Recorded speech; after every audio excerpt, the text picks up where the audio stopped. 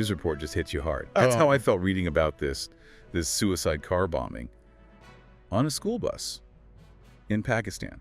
It's truly awful. A terrible reminder, really, of the dangers in certain parts of the world. Just children going to school becoming a target. Exactly. So today, we want to take a closer look. We're using the Associated Press report as our main source here. Right. We'll try to understand what exactly happened, the context, the region, and what the immediate aftermath looked like based on that AP reporting. Yeah, really dig into it beyond just the headline. And obviously, this is incredibly sensitive.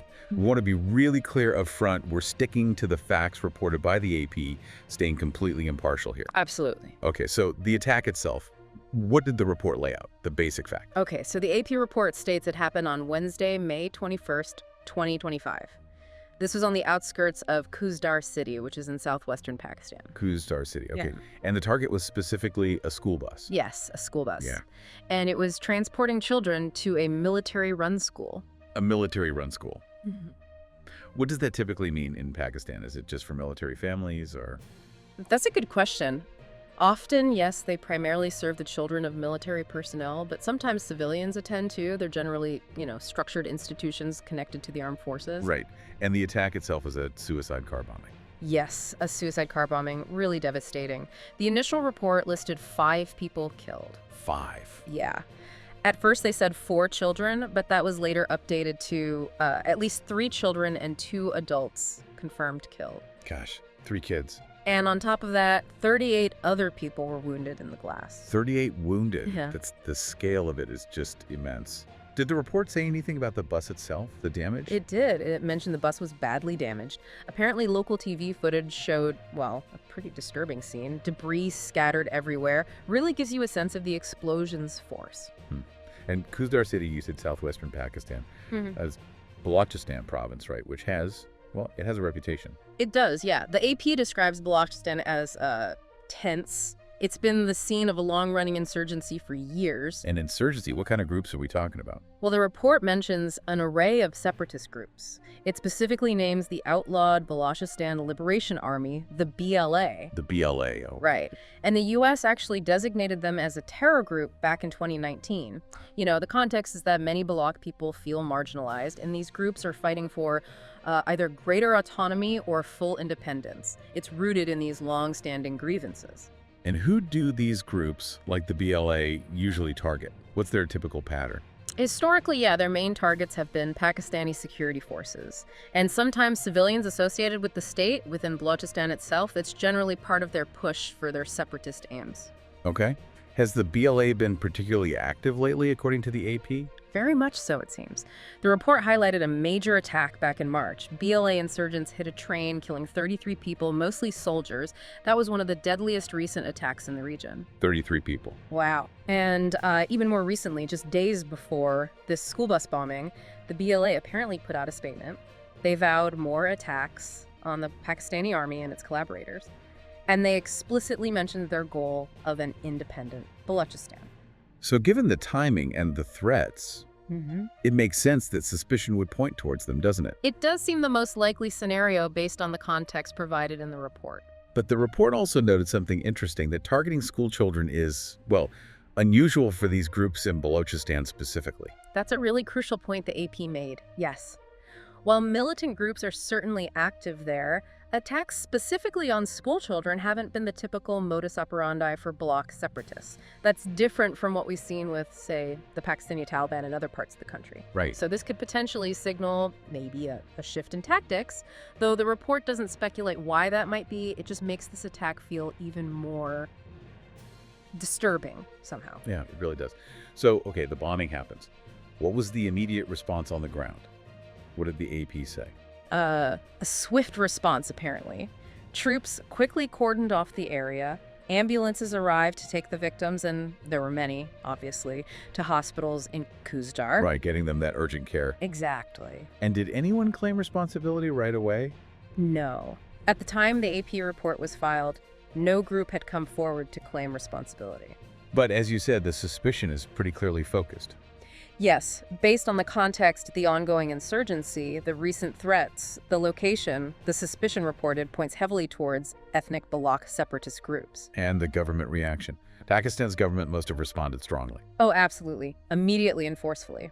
Pakistan's Interior Minister, Mohsin Naqvi, strongly condemned it.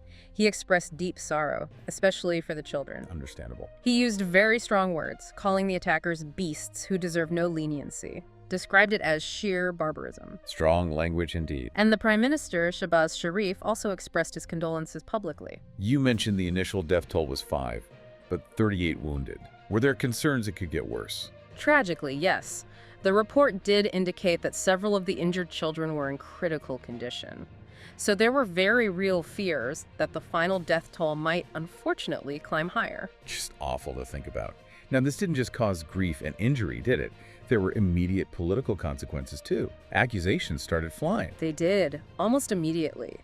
The Pakistani military put out a statement, and they directly blamed neighboring India. India. Wow. Okay. What exactly did they accuse India of? They accused India of planning the attack and using what they called its proxies in Balochistan to carry it out. That's a major accusation. Did the Prime Minister agree? He did, yes. Prime Minister Sharif echoed that sentiment publicly. He also blamed India, linking the attack to a supposed Indian hostility towards education in Balochistan, interestingly. Huh. Hostility towards education. That's what the report quoted him as saying. He also vowed, to track down the perpetrators and bring them to justice. And India's response to these really serious charges. According to the AP report, there was no immediate comment from New Delhi. Right. And the report puts this in context, doesn't it? This isn't the first time these kinds of accusations have been made. No, not at all. The AP notes that Pakistan regularly accuses India of fomenting violence on its territory, and India, just as regularly, denies these claims. It's part of a pattern. And this is all happening against a backdrop of wider tensions, right? Kashmir and so on. Exactly. The report mentions the generally heightened tensions between the two nuclear-armed neighbors, particularly concerning the disputed Kashmir region, where there have been cross-border issues. And it adds another layer. It points out that during a previous period of high tension, the BLA, the separatist group, had actually appealed to India for support. Really? Did India respond? India didn't comment publicly on that appeal at the time, according to the report, but it just highlights how complex things are, These local conflicts get tangled up in the bigger regional power plays. It really does paint a complicated picture. Now, you mentioned earlier that attacking schools isn't typical for Baloch separatists.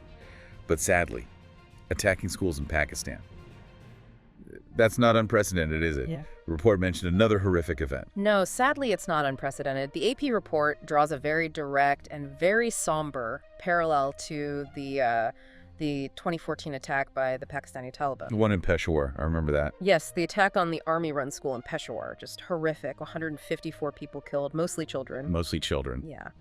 It's a chilling reminder that schools, places meant for learning and safety have been targets before in Pakistan.